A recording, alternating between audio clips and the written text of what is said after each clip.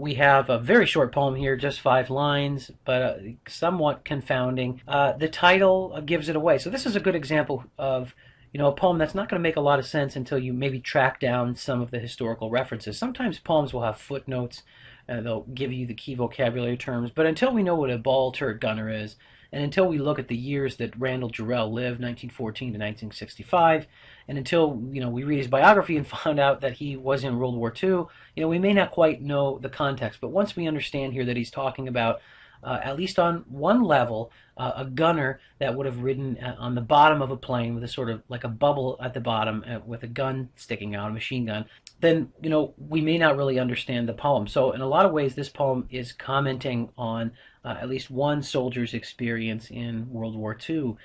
On another level, we're back to this idea of poetry as being turned language, non-ordinary language. So he could have just simply described what it was like to do this in World War II, but he's conflating the imagery here and comparing this experience of writing in the ball turret with being inside of a mother's womb. So we have kind of two things going on at once. On one level, this poem seems to be describing a soldier being killed while he's in the ball turret and them having to wash him out with the hose.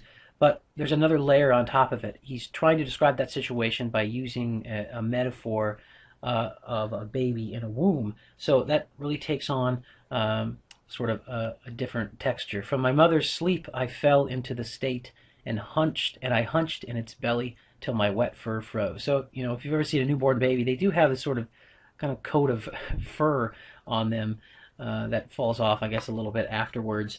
And so you might also think about that as a sort of a fur coat on the lapel of the fighter. So the poet here is really kind of saying two things at once. And this is what makes poetry different from prose, which is often a bit more straightforward and descriptive and trying to kind of describe one thing at once.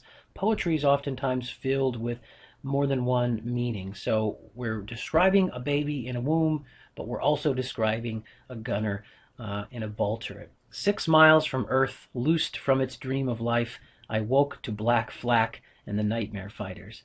When I died, they washed me out of the turret with a hose. We have, much like the Dickinson poem we looked at, Because I Could Not Stop for Death, a speaker who seems to be talking from the grave. He's already died and been washed out of the turret with a hose, and now he's describing his experience.